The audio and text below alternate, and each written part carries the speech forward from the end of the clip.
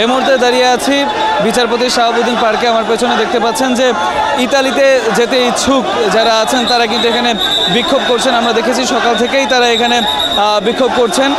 দেখতে পাচ্ছেন ধীরে ধীরে অবস্থা কিন্তু বেসামাল হয়ে যাচ্ছে। আমরা দেখেছি এখানে সেনাবাহিনীর সদস্য যারা আছে তারা কিন্তু আন্দোলনকারীদেরকে সামাল দেওয়ার চেষ্টা করছে, বোঝানোর চেষ্টা করছে এবং যদি তারা রাস্তার দিকে চলে আসতে থাকে তখন কিন্তু তাদেরকে বাধা প্রদান করা হচ্ছে বলে আমরা দেখেছি।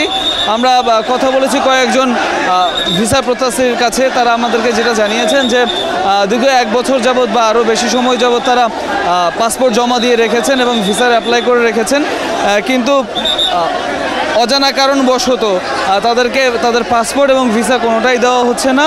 এবং তারা যেটা বলছেন যে এখন তাদের এক দফা দাবি, সেটা হচ্ছে তাদের পাসপোর্ট এবং ভিসা দুটাই দেওয়ার জন্য, যে শুধুমাত্র পাসপোর্ট তারা আর ফেরত চান না, তারা ভিসা সহ পাসপোর্ট চান। এবং তারা বলেছেন যে বাংলাদেশে যে কটা ইতালিয়ান অ্যাম্বাসির যে কটা ভিসা সেন্টার আছে, যেখানে যেখানে ভিসা এবং পাসপোর্ট ভিসার জন্য অ্যাপ্লাই করা হয়, পাসপোর্ট জমা দেওয়া যায়, সেখানে থেকে প্রতিদিন 4 থেকে 500 সর্বোচ্চ তারা আবেদন গ্রহণ করে থাকেন এবং সারা বাংলাদেশে তারা পাসপোর্ট ডেলিভারি দিয়ে থাকেন 100টির মতো, তারা সেটা আমাদেরকে জানিয়েছেন।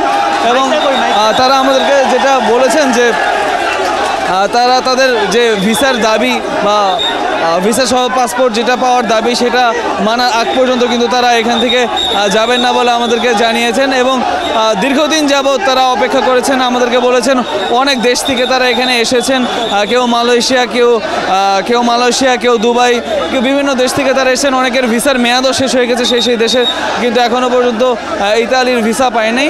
এবং তারা আরও জানিয়েছেন যে ইতালিয়ান অ্যাম্বাসিডর যিনি আছেন তাদেরকে বারবার বলার পরও কিন্তু কোনো সদুত্তর পাওয়া যায়নি তাদের কাছ থেকে, সেটা আমাদেরকে বলেছেন। আমরা একটু একজনের সাথে কথা বলতে চাই। আমি 1 বছর যাবত অপেক্ষা করতেছি। আমি গত বছর সেপ্টেম্বর মাসের 13 তারিখে পাসপোর্ট জমা দিছি বিএফএস গ্লোবালে, এখনো পর্যন্ত আমার কোনো সুরা নাই। আমি বাংলাদেশ গভর্নমেন্টের কাছে অনুরোধ করি আমাদের দিকে তাকান। আমরা ভিসা সহ পাসপোর্ট চাই, আমরা রেমিটেন্স পাঠাইতে চাই, এদেশের অর্থনীতিতে আমরা অবদান রাখতে চাই। আমাদেরকে ভিসা সহ পাসপোর্ট দেন। আমরা করোনা চাই না, আমরা গ্রাজুয়েশন কমপ্লিট, আমাদের চাকরি নাই, আমরা বিদেশের বাসাতে যাচ্ছি, কর্মের জন্য যাচ্ছি। আমাদেরকে একটু কর্মের ব্যবস্থা করে দেন, আমাদেরকে ভিসা সহ পাসপোর্ট দেন, বিএফএস গ্লোবালের সিন্ডিকেট ভেঙে দেন।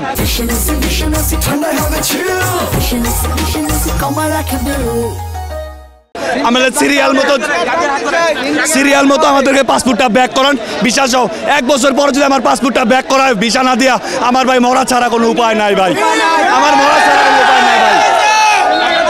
আপনাদের পাসপোর্ট কি শুধুমাত্র ভিসা যে হচ্ছে না, সেটা কি শুধু ওয়ার্ক ভিসা নাকি ফ্যামিলি ভিসা? ওয়ার্ক ভিসা কিছু এগ্রিকালচার স্পন্সর ভিসা ওনারা দিতে না। আমাদের সাথে যেগুলো রিজেক্ট ফেক ছিল নুলস্তা, ওনাদেরকে রিজেক্ট করে দিচ্ছে, কিন্তু আমাদেরটা তো রিজেক্ট করে না। এর মানে কি আমাদের নুলস্তা বৈধ? তো ওনারা আমাদেরকে ভিসাও দিচ্ছে না, আমাদেরকে পাসপোর্টও দিচ্ছে না। প্রায় আমি ডিসেম্বরের 6 তারিখে জমা দিচ্ছি। আমরা কোনো উশৃঙ্খল করতে চাই না, আমরা তো কর্মজীবী মানুষ, আমরা তো সরকারের কাছে কোনো চাকরি চাইতেছি না, আমরা তো কোনো বাধা চাইতেছি না। আমরা চাইতে আমাদেরকে ভিসা দেখ, আমরা হ্যাঁ আমরা চাই ভিসা চাই, দ্রুত আমাদের এটা সমাধান করে দেন। ভিসা সহ পাসপোর্ট চাই ভাইয়া। আমি সৌদি আরব প্রবাসী, আমি এই গত ডিসেম্বরের 14 তারিখ পাসপোর্ট জমা দিছি। গত ডিসেম্বরের 14 তারিখ পাসপোর্ট জমা দিছি। আমি সৌদি আরব প্রবাসী ছিলাম ভাই, আমার পাসপোর্টটা এখনও দেওয়া হয় নাই। আমি রানিং সৌদি আরবের প্রবাসী ছিলাম, আজকে 9 মাস হয়েছে। আমার 3টা বাচ্চা, আমি নিজে, আমার ওয়াইফ, আমরা না খেয়ে থাকি ভাই। আমি কিভাবে আমার সংসার চালাবো? আজকে আমি আসছি এখানে, আমি কেরাসিন খাইলাম, আমার নিজের শরীরে আগুন ধরে দিব। তবু ভাই আমি সৌদির ভিসা নাই, ক্যান্সেল হয়ে গেছে। 6 মাসের পরে ভিসা থাকে না। তারা প্রতিদিন 400 পাসপোর্ট জমা নিচ্ছে, কিন্তু 100 পাসপোর্ট তারা ডেলিভারি দিতে পারছে না ভিসা সহ। এই কারণটা কেন? তারা প্রতিদিন 400 পাসপোর্ট নিতে পারলে 100 পাসপোর্ট কেন তারা ডেলিভারি দিতে পারে না? এটার আমাদেরকে জানাতে হবে, কেন তারা পারে না? হ্যাঁ, এটা এই ভিএফএস এর কিছু ইন্ডিয়ান দালালদের, তাছাড়া অন্য কেউ কিছু না। ঠিক আছে দর্শক, যেমনটা শুনতে পাচ্ছেন এখানকার পরিস্থিতি কিন্তু ক্রমেই আরও উত্তপ্ত হচ্ছে, কারণ আমরা সকালে দেখেছি তারা শান্তিপূর্ণ এখানে মানববন্ধন করছিলেন, কিন্তু সময় যত গড়াচ্ছে ততই কিন্তু তাদের দাবি আদায় না হওয়া পর্যন্ত তারা এখান থেকে সরবেন না বলে ঘোষণা দিচ্ছেন। এবং এক একজনের কিন্তু এক একটা গল্প রয়েছে এখানে। দীর্ঘদিন যাবৎ কিন্তু তারা ভুক্তভোগী অনেকেই জানিয়েছেন, যেমনটা শুনতে পাচ্ছিলেন, এবং তারা এখন এক দফা দাবি জানাচ্ছেন অন্তর্বর্তীকালীন সরকারের যিনি প্রধান উপদেষ্টা তার কাছে।